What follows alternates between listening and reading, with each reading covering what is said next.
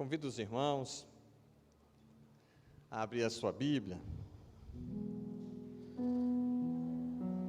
no livro de Abacuque, capítulo de número 2, versículo de número 4, Abacuque 2, 4. Amém? Diz assim: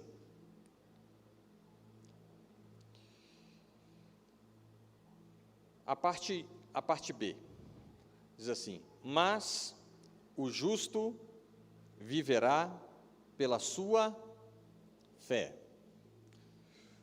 Uma outra tradução diz assim: o justo, porém, confia em mim, no caso em Deus, e viverá. Até aí.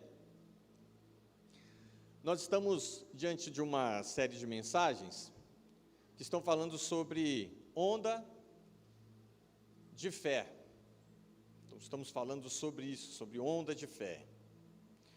Esse texto aqui é interessante, porque aqui é o próprio Deus falando com o profeta Abacuque.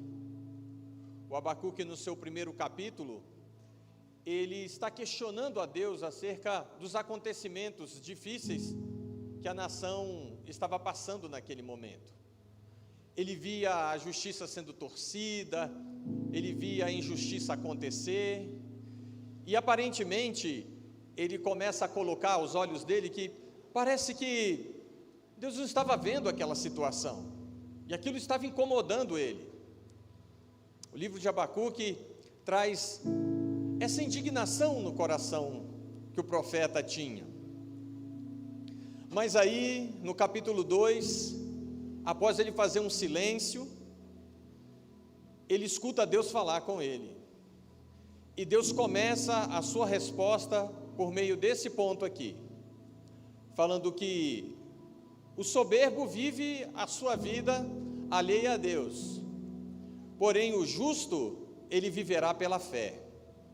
E a partir desse ponto, ele começa a trabalhar a ideia de que é preciso crer, é preciso acreditar, porque ao seu tempo Deus trará a resposta, a seu tempo Deus fará acontecer na vida do profeta, bem como na vida do povo, e a fé vai ser esse veículo que nos levará da condição onde nos encontramos para uma condição infinitamente melhor. O que eu profetizo sobre a sua vida é que haja fé no seu coração, na sua casa, sobre a sua vida, sobre tudo aquilo que você tocar, que haja a restauração da fé e da fé em Cristo Jesus. Louvado seja o nome de Deus.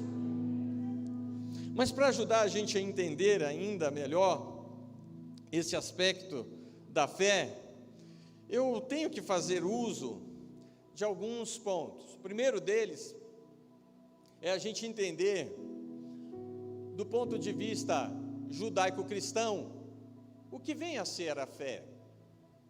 A fé, ela não é simplesmente a gente crer. O crer, o acreditar, o confiar, ele está, obviamente, relacionado com a fé.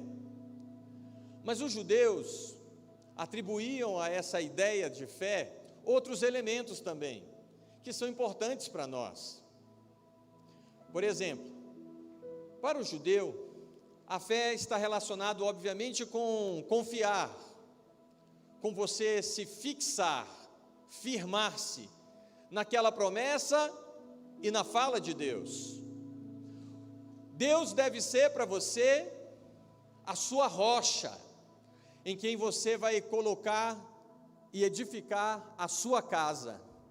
Você não está edificado em uma filosofia qualquer, você está fixado numa pessoa, em Deus, e Deus é a sua rocha, sobre quem você vai confiar a sua casa, sobre quem você vai colocar toda a sua existência, e você não vai ficar sendo agitado como uma onda, pelo vento da circunstância, pelo vento da tempestade. Não, ao contrário, pelo fato de você ter fé em Cristo Jesus, você passou agora a não mais acreditar e ter a sua vida confiada sobre um terreno qualquer, mas você está sobre essa rocha inabalável, sobre quem nós podemos crer, sobre quem nós podemos acreditar e ver que dias melhores virão sobre a nossa casa, sobre a nossa vida, sobre a nossa empresa, sobre a nossa família. Assim nós cremos, assim nós acreditamos,